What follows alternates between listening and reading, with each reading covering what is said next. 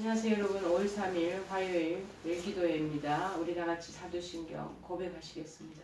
전능하사 천지를 만드신 하나님 아버지를 내가 믿사오며 그 외아들 우리 주 예수 그리스도를 믿사오니 이는 성령으로 잉태하사 동정녀 마리아에게 나시고 본디오 빌라도에게 고난을 받으사 십자가에 못 박혀 죽으시고 장사한지 사흘 만에 죽은 자 가운데서 다시 살아나시니 하늘에 오르사 전능하신 하나님 우편에 앉아 계시다가 저리로서 산자와 죽은 자를 심판하러 오시리라.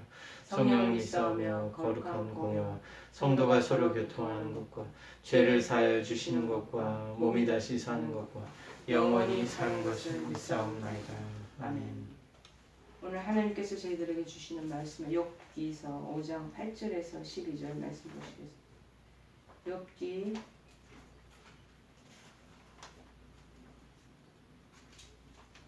5장 8절에서 12절 말씀.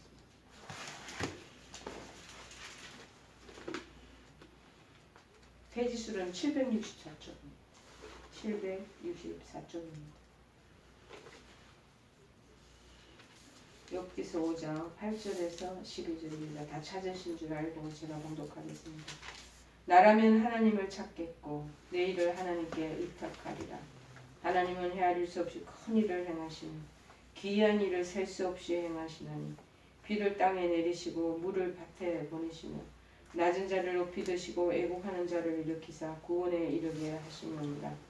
하나님은 교활한 자의 계교를 꺾으사 그들의 손이 성공하지 못하게 하시며 여기까지입니다.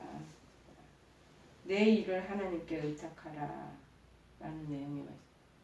당신의 일을 하나님께 의탁하라. 오늘 본문은 욥의 친구 엘리바스에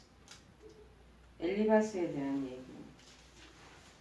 친구들이 욥을 위로하러 왔잖아요.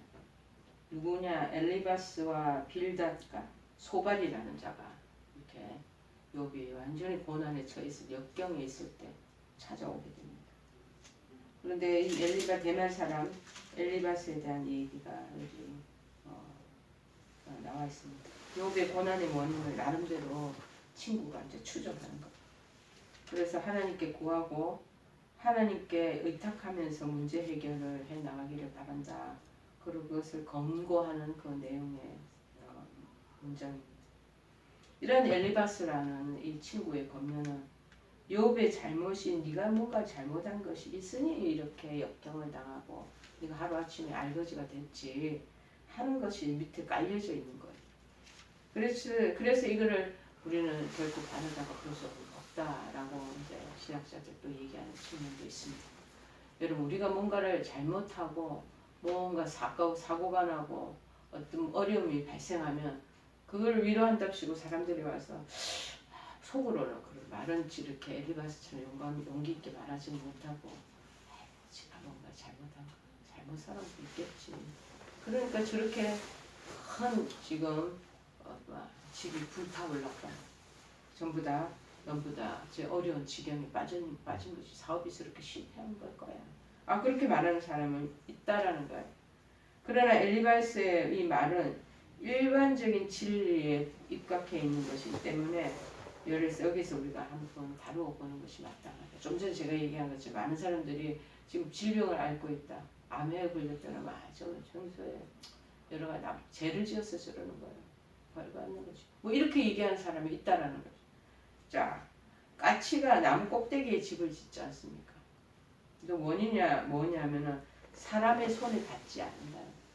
닿을 염려가 없고 바람이 불어도 맨 꼭대기는 그렇게 바람에 휘청휘청 그 바람의 영향을 크게 받지는 않는다. 그러니까 땅하고 지명이 가까울 때가 바람이 큰 노동을 받는 거야. 그래서 나뭇가지가 부러지지 않기 때문에 제일 나무 꼭대기에다가 자기 집을 짓는다는 것이죠. 우리가 삶의 터전을 닦는 것도 이와 똑같다라는 거예요. 기초가 튼튼하지 못한 모래에 아무리 멋있게 집을 지은들 비바람이 불어서 무너진다면 무슨 소용이 있겠습니까? 따라서 우리 삶이 성공적이기 위해서는 그 터전이 튼튼해야 된다는 것입니다. 한편 본문에서 의탁하다, 의탁은 나라면 하나님을 찾겠고 내 일을 하나님께 의탁하리라. 나라면. 지금 욥이 그러지 않다라고 생각하는 거예요. 이 사람은. 자기 입장에 속에서 욥을 지금 판단하는 거죠. 자, 의탁하다라는 것은 동물이나 거처를 짓다라는 뜻이래.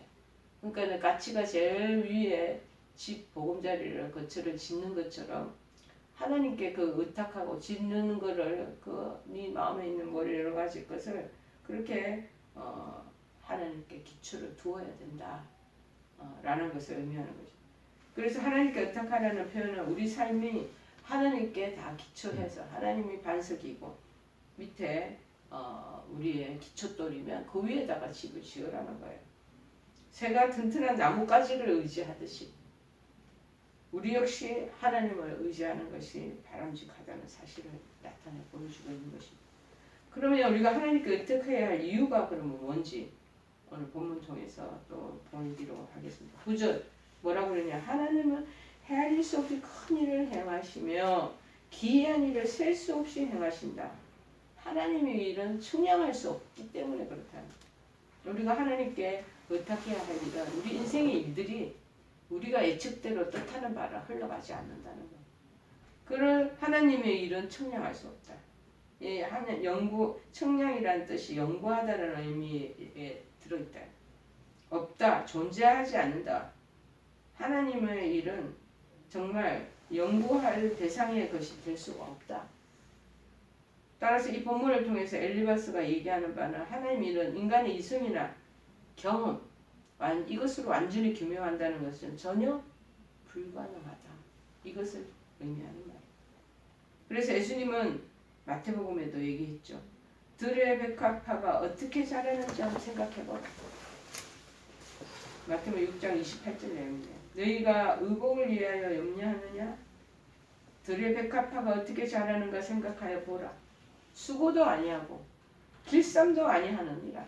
그런데도 자라고 멋있게 향을 뿜어내고 아주 빛을 하얗게 이렇게 아주 자랑하고 있잖아요. 길쌈도 수고도 안 하는 이 백합화를 입히시는 하나님의 그 오묘하심을 누가 능히 측량할 수 있겠냐. 이 봄철이 되니까 겨울 지나면서 그냥 저희 아파트 정원에 조금씩 수순하거든요. 필더니 얼마 전에 봤더니 막 모든 잡초가 위에서 땅에서부터 막 올라와가지고 막 풍성한 아름다운 정원을 딱 이루어 놓는 거를 제가 목도하고 저절로 하나님을 찬양하는 마음이 입에서 고백이 흘러져 나오더라고요. 그렇게 메마르고 볼 것 없이 정말 앙상하고 땅이 건조했던 그러한 그 땅밭이었는데 이 땅밭에 막 푸르름으로 그린 색깔로 싹 깔려 있고 각종 아름다운 그런 꽃들로 처음에는 이 목련꽃이 나더니 그러고 얘네들이 떨어지더니 그 다음에는 좀 이름 모를 아주 잔잔한 보라색 꽃들이 피더니 그 다음에는 철쭉 같은 것이 벚꽃 지고 나니까 또 철쭉이 피더니 지금도 또 이름 모를 꽃들이 또 자기네들 형형색색 자기 자랑하듯이 막 모습을 드러내는 거예요. 너무나 아름답고 신비한 거예요. 제가 생각할 때. 제가 옛날에는 그렇게 유심히 쳐다보지 않아서 그런 거. 온 자연마다 지금 연초록빛을 저는 너무 좋아합니다. 완전 조연하게 이제 올라오는 거예요. 이제 점점 더워지면 이제 짙은 초록으로 변하겠죠. 근데 연초록 그 어린애와 같이 지금 물을 머금고 생동의 기운을 담고 막 올라오는 그 모습이 그렇게 신기한 거예요. 너무 하나님이 하신다는 걸 너무 역력히 알겠더라.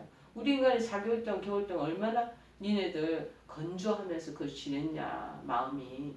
봐라 아름다운 꽃 아름다운 색상 한번 살펴보거라 하고 활짝 막 여기 오르는데 막 여기 어우러지도록 그렇게 하시는 거 아니겠습니까? 하물며 이 식물의 성장보다 훨씬 복잡한 인생에 임하는 여러 가지 일들에 대해서 감히 누가 판단을 할 수 있겠느냐는 거죠. 그러므로 우리는 대적이 뼈를 찌르는 칼같이 나를 비방하고 압제한 자에도 하나님께 대항해서 원망이나 불평을 해서는 안 된다는 것입니다. 시편 42편 다윗의 고백이 나오더라고요. 내 반석이신 하나님께 말하기를 어찌하여 나를 잊으셨나이까. 내가 어찌하여 원수의 압제로 말미암아 슬프게 다니나이까 하리로다. 내 뼈를 찌르는 칼같이 내 대적이 나를 비방하여 늘 내게 말하기를 내 하나님이 어디 있느냐 내 하나님이 어디 있느냐 하는도다. 그렇게 말하고. 자, 다른 일반 사람들은 하나님 없다고 치부하고 다니잖아. 자기 마음대로 자기 살고 싶은 대로 사는 것 아니겠습니까?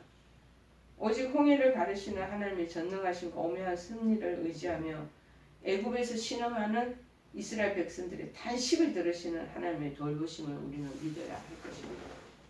출애굽기 2장 24절에는요. 하나님이 그들의 고통 소리를 들으시고 하나님이 이스라엘 아브라함과 이삭과 야곱에게 세운 그의 언약을 기억하사 고통의 소리, 신음의 소리를 들으신다는 거예요. 여러분의 병상에서 신음하는 그 소리, 통적으로 고통받는 그 소리, 힘들어서 한숨 쉬는 그 소리 하나님 들으신다.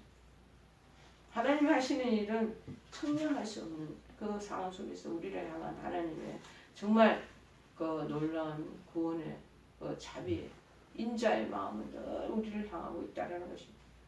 하나님은 낮은 자를 높이시는 거예요. 여기서 낮은 자는 무슨 뜻이냐? 내리누르다, 인격을 떨어뜨리다. 이 낮은 자는 뭐냐? 무슨 뜻이냐? 아니면 타인으로부터 억압을 받는 자. 그래서 인격이 내리눌려졌고 인격이 떨어진 사람들. 내리눌려진 사람. 그리고 겸손한 자. 저 스스로가 자기 자신을 자꾸 누르는 사람을 의미할 수도 있습니다. 진정으로 겸손케 되기 위해서는 우리 자신의 모습을 날마다 자꾸 이렇게 누르는 고통스러운 일면이 또 있어야 하는 것을 보여주는 것이기도 합니다. 이처럼 낮은 자에 할 이유는 주님께서 그런 낮은 자를 높이시기 때문이라는 거죠. 역설이죠. 그래서 자기 자신을 자꾸 교만의 마음으로 막 올라오는 거는 자꾸 그 성정을 낮추고 겸손하게 만드는 것이 필요하다는 것을 말해주고 있습니다. 왜? 인간은 본능적으로 자꾸 높임받고 인정받고 자랑하려고 그러고 그 위에 꼭대기 막 올라가려고 하는 그런 마음이 늘 마음속에 우리 본성에 모두 이구동수 다 들어가 있다는 거예요. 그래서 주 앞에서 낮춰라. 그래야만 주께서 너희를 높이시라고 계속 강조하고 있는 거예요. 그래서 천국에서 그런 사람들은 낮은 사람이 큰 자가 된다는 거예요. 우리는 마음이 낮춘 사람이 천국에서 낮아진 사람이 큰 자가 된다고 얘기하는 것입니다. 그러므로 마음이 온유하고 겸손하신 예수님 멍에를 메고 배워서 더욱 이 땅에서 낮은 자의 모습을 잃지 않고 진정 나중에 하나님 인정해주는 높은 자가 되어야 된다는 것입니다. 이처럼 낮은 자를 높이시는 하나님을 의탁하는 영적인 지혜를 우리가 갖기를 바랍니다. 세 번째, 하나님은 교활한 자, 그러니까 아주 교활하게 행동하는 자를 피하신다고 12절에 말합니다. 즉 교활하게 행동하는 사람은 그 모습이 마침내 드러나게 되어 있습니다.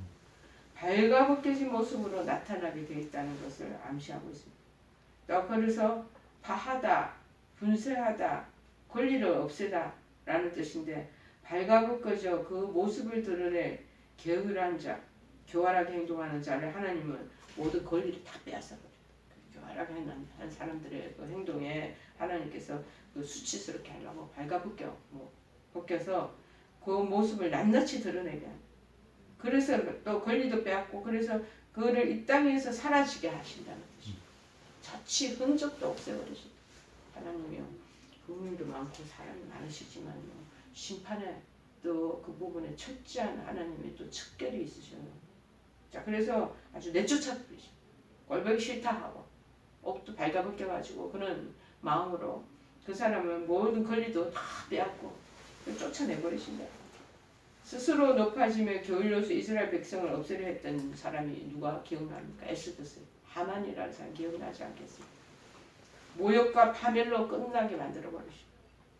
그리고 그가 만든 그 장대에 도로 그가 달리게 되는 모르드게를 매달려고 만든 그 상대방에 대한 처형의 그 기구를 자기가 그 기구에 달리는 장본인이 되게 하는.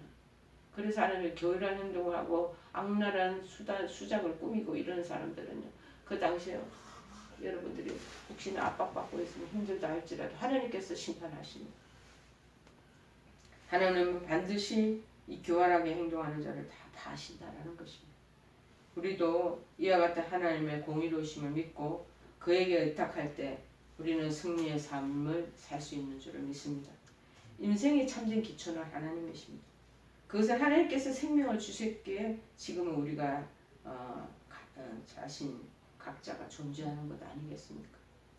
또 하나님은 우리를 그냥 존재하는 것, 생명을 주신 그 존재자로 살아가는 것뿐만 아니라 우리 인생에 직접 찾아오시고 간섭하시고 그 다음에 주관해 가시는 우리 인생의 참 주인이 바로 하나님이시라는 더 나아가서 인생을 우리에게 허락도 해주시고 주관해 가시는 하나님이 하시는 일을 우리는 측량할 수도 없다. 우리는 알지도 못해요. 어떻게 하실 것이라는 거 우리 안에 어떤 기초 지식도 없어요.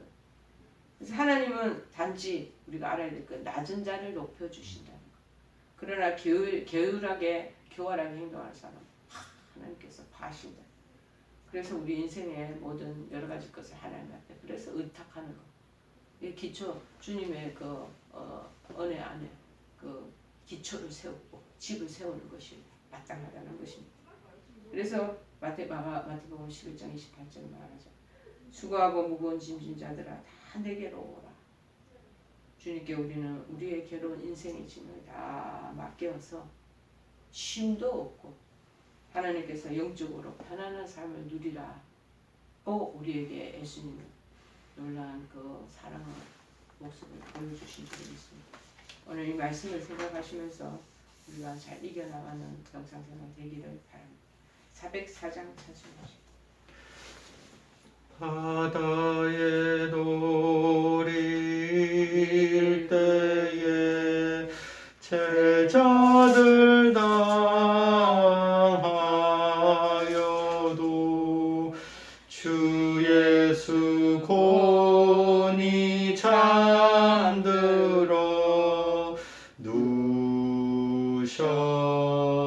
누셨네. 우리를 살려주소서.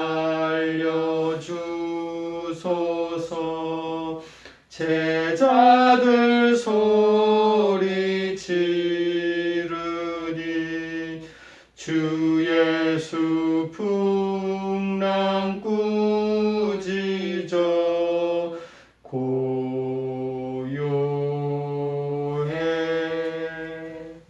우리 다 같이 주기도문을 하시겠습니다. 하늘에 계신 우리 아버지여, 이름이 거룩히 여김을 받으시오며 나라의 마옵시며 뜻이 하늘에서 이룬 것 같이 땅에서도 이루어지이다. 오늘날 우리에게 일용할 양식을 주옵시고 우리가 우리에게 죄 지은 자를 사하여 준 것 같이 우리의 죄를 사하여 주옵시고 우리를 시험에 들게 하지 마옵시고 다만 악에서 구하옵소서. 대개 나라와 권세와 영광이 아버지께 영원히 있사옵나이다. 아멘.